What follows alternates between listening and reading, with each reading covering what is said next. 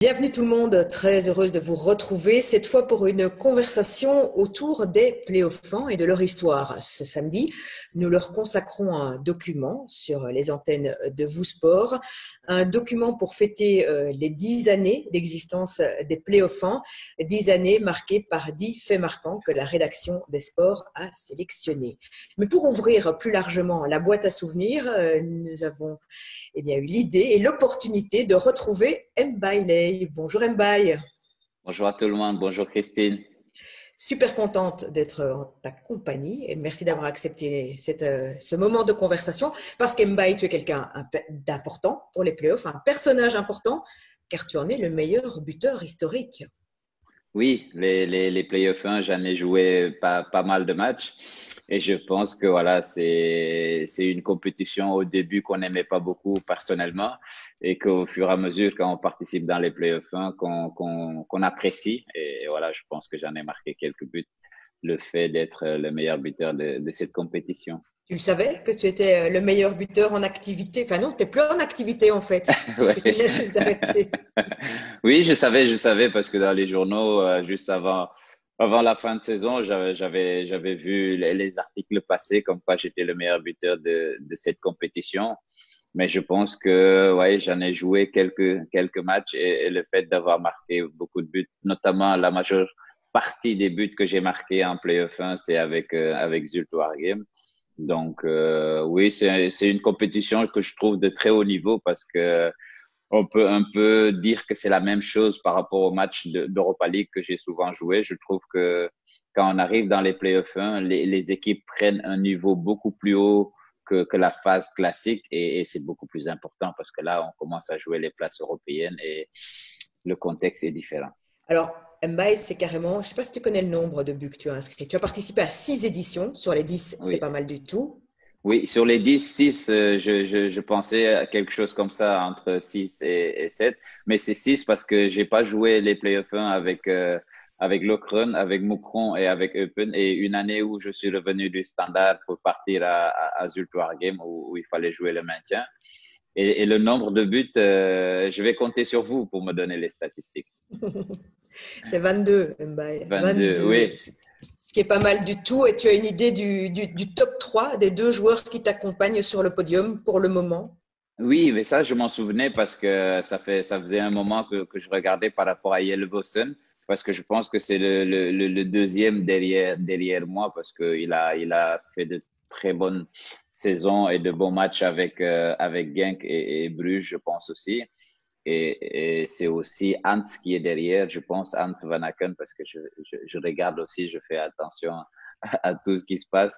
Pour moi, c'est bien que Vossen n'aurait pas joué les playoffs 1 cette année, mais Hans est derrière moi. Je ne sais pas exactement à combien de buts, mais je pense que c'est le troisième. Il est à 15, Hans Van Mais Aken, donc à 7 longueurs, à 7 buts de toi. Alors, des playoffs, on ne sait pas, en tout cas sous cette forme, s'il y en aura encore un jour. Et puis, ça dépendra aussi de son parcours de footballeur. oui, exactement. Bah, on va souhaiter qu'Hans trouve un très très bon transfert et que Yelle Vossen avec Zultoire Game ne joue pas beaucoup les playoffs. De toute façon, il est aussi quelque part vers une fin de carrière, hein. Donc, pour être Exactement. précise, Jelle Vossen, c'est 18 et Hans Van Aken, 15 buts. Alors, au-delà de ce ratio de buts assez incroyable et performant, ça veut dire que ces playoffs-là, à chaque édition à laquelle tu as participé, tu les as joués à fond, Mm. en grand compétiteur que tu es et que tu étais, mais que tu es toujours, bien sûr, un bail.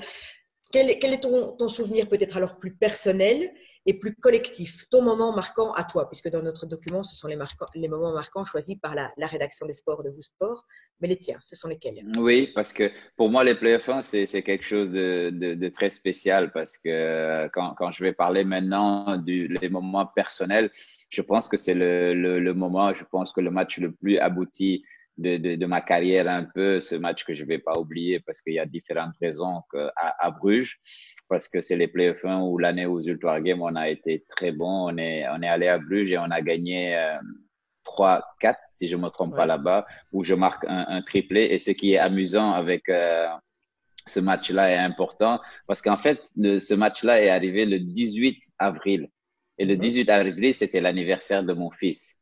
Donc, mon fils avait 5 ans ce jour-là et j'avais même oublié cette anecdote-là parce que en partant au stade, je lui dis, ah, bon anniversaire, papa sera pas là ce soir pour t'aider avec le gâteau. Et c'est là qu'il me dit, ah, comme les enfants sont vraiment innocents, papa, il faut marquer 5 buts parce que c'est mon anniversaire. Donc, moi, en partant, je lui dis, écoute, on va à Bruges. Donc, si jamais je réussis à marquer un, c'est déjà très, très bien parce que c'est à Bruges et c'est les playoffs 1.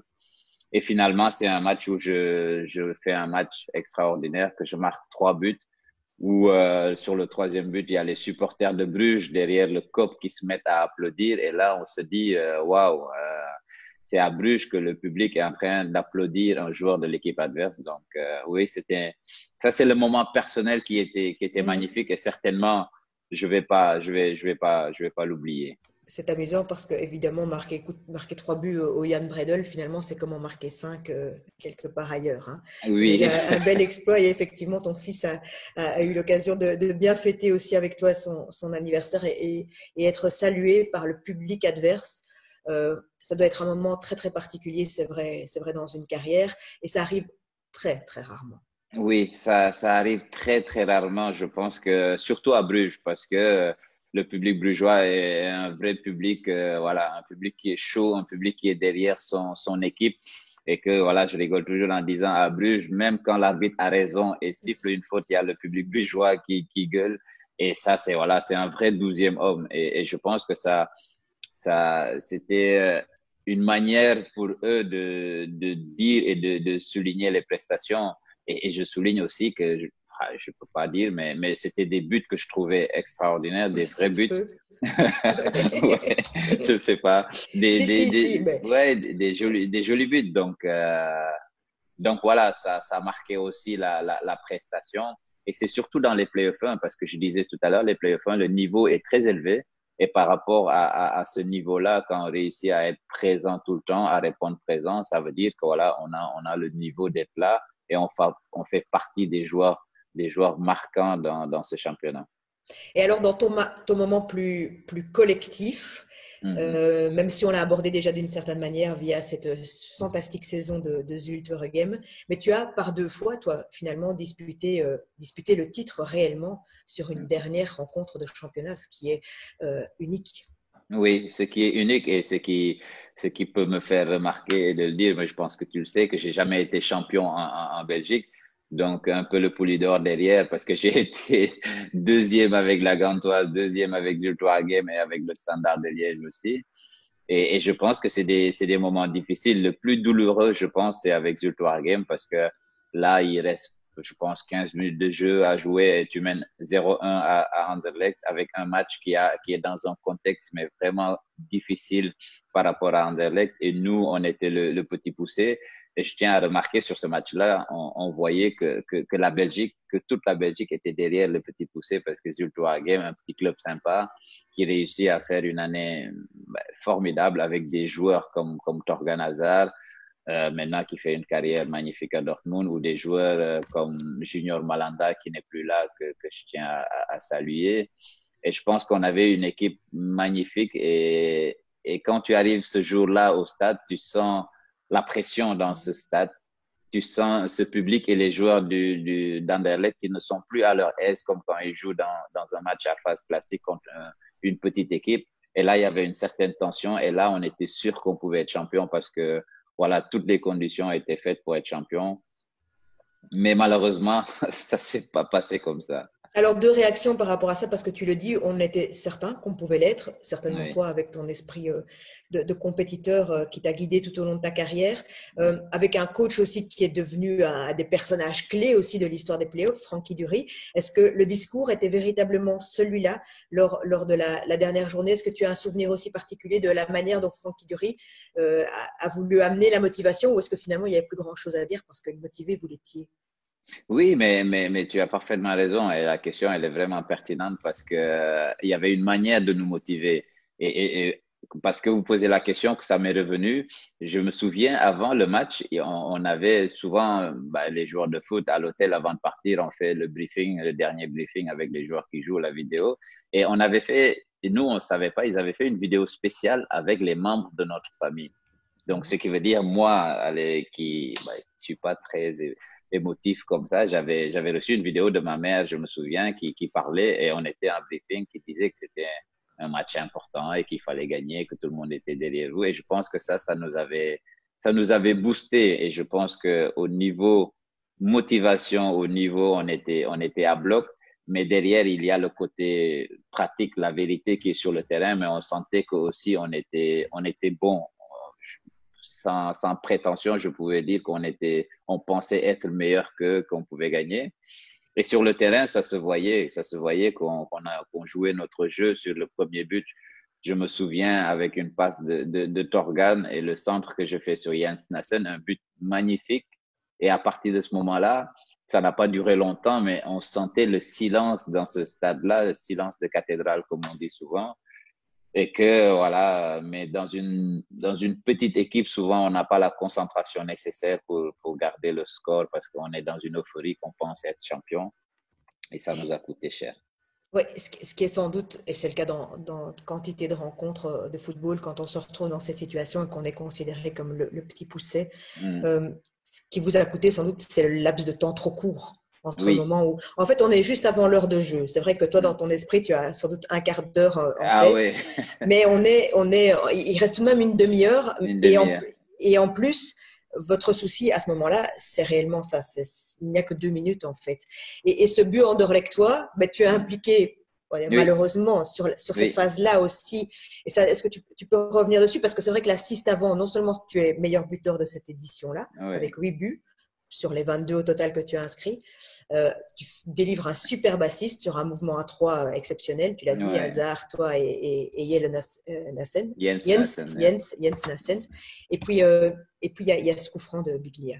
Oui, il y a ce coup franc de Biglia que sur la phase, je peux même faire remarquer que je pense sincèrement, si on montre la faute, il y avait vraiment pas faute sur cette phase-là parce que c'est aussi à discuter. Et derrière, voilà, comme dans une équipe, il y a une composition. On sait sur les coups de pied arrêtés qui est dans le mur ou qui ne l'est pas. Mais dans ce moment-là, tout le monde a envie d'aider parce que tu te dis, on doit être un bloc et malheureusement, moi, je viens dans le mur dont je ne devais pas faire partie. Mais ce mur n'était pas compact.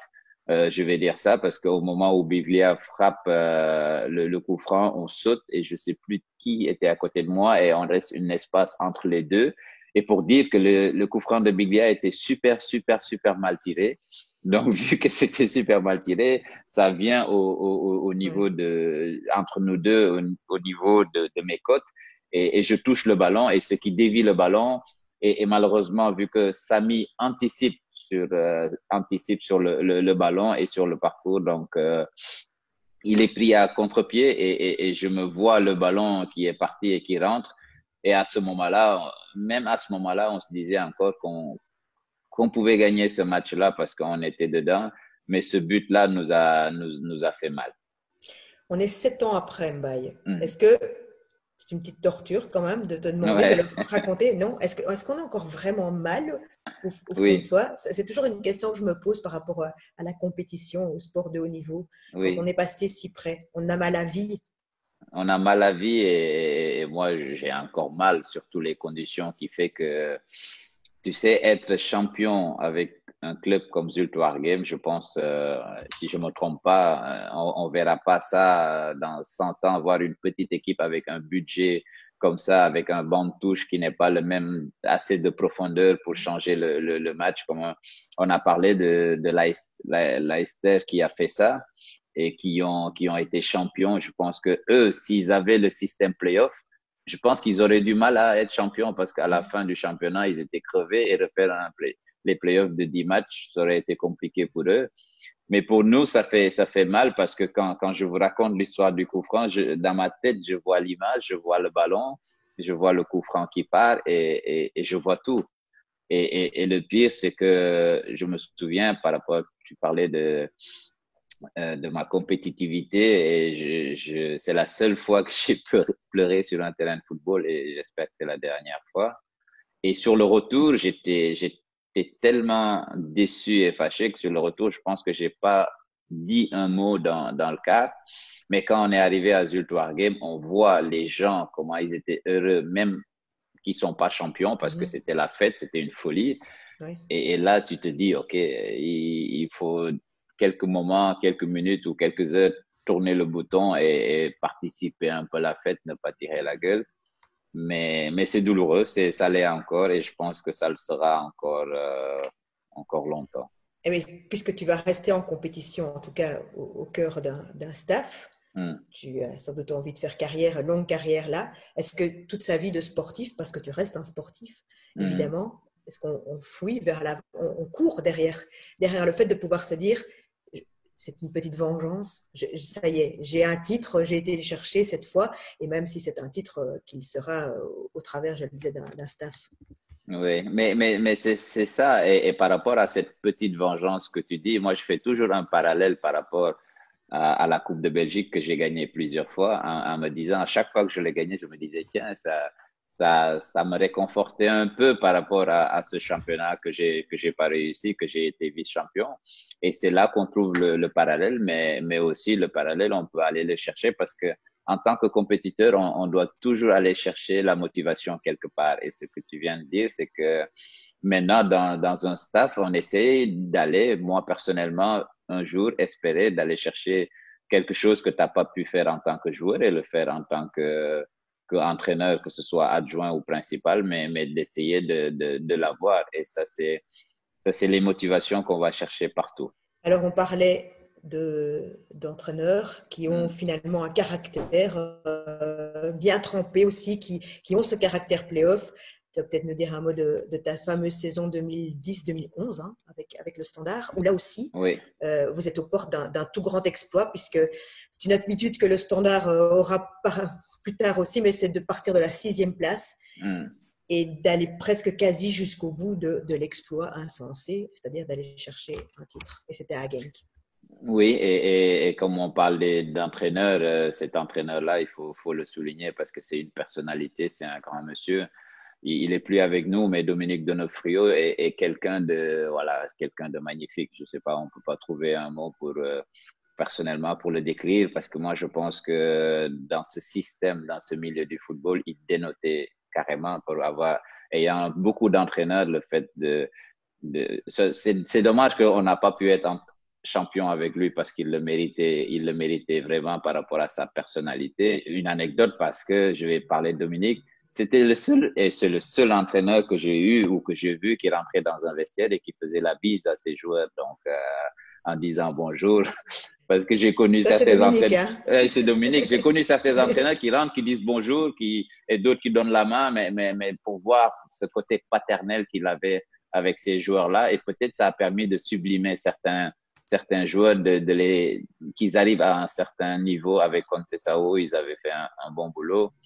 Et ce match-là aussi, ça fait partie des douleurs de ma carrière à Genk où tu es pratiquement champion parce que s'il n'y a pas la blessure de Mehdi Carcella quand tu mènes 0-1 à Genk, avec une équipe qui est en pleine confiance parce qu'on venait de faire d'avoir 25 points. Donc, c'est le dernier Ouais, match où on ouais, a 26. ouais.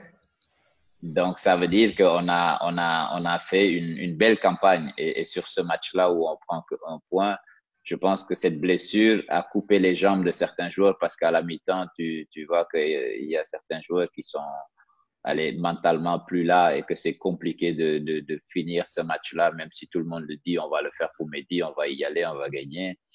Mentalement, c'était compliqué. Mhm. Ça restera évidemment un parcours exceptionnel pour le Standard, qui à ce jour est le parcours avec le plus de points récoltés, hein, le record, 26 points récoltés, 8 victoires, et donc des souvenirs. Donc à chaque fois, quand tu nous parles de ces contrastes, tu as le contraste de l'échec, on va dire à la dernière journée pour Zult, tu as Oui. ce contraste aussi avec le Standard, mais en même temps, tu as vécu des moments quand même assez enivrants dans Oui, une carrière. oui, j'en ai vécu des beaux moments et j'ai vu aussi arriver des situations. Tout à l'heure, on parlait de ce match contre Genk. Et si je peux revenir dessus, je peux parler de la prestation de Thibaut Courtois contre nous parce il était magnifique. Il nous a sorti des arrêts et en rigolant toujours, on peut dire que c'est le match où Chelsea l'a acheté parce que sur l'occasion d'Aloïs Nong à la fin qui sort un arrêt dans la lucarne. tu te dis, voilà, aujourd'hui, ça va pas marcher. Mais j'ai connu aussi des belles prestations avec Gand aussi lors de la première année avec Michel Prudhomme où c'était les playoffs 1, où on a fait des playoffs un magnifique. On finit aussi deuxième avec la Gantoise. Donc, les playoffs 1, je pense que dans ma carrière, ça a ça m'a beaucoup apporté parce que ça a permis de montrer aussi qu'à un moment du championnat où on demande aux joueurs, certains joueurs qui sont censés être les leaders dans une équipe d'être présents, je pense que je l'ai été plusieurs fois. Et ça, dans une carrière, c'est assez important. On est assez d'accord avec toi, c'est vrai. C'est pas pour rien, évidemment. Les records, c'est vrai qu'il y a du contraste dans ce que tu as vécu, mais le record de but, notamment inscrit en 6 éditions, prouve que tu étais au rendez-vous à chaque fois. Ben, c'était bien sympa, en tout cas, de revivre tes moments marquants à toi, Mbaye, au travers de cette conversation. On te souhaite évidemment d'en vivre d'autres au travers de ta position dans un staff désormais. Et on sent déjà que la compétition est toujours là et que donc tu vas aller booster tes joueurs Ouais. à acquérir aussi ces réflexes-là de compétiteurs. Oui, oui, la compétitivité est là parce que voilà, ça peut pas partir de suite. Et moi, j'ai eu la chance dès l'arrêt de ma carrière de travailler avec Michel, d'être dans un grand club, d'avoir cette opportunité.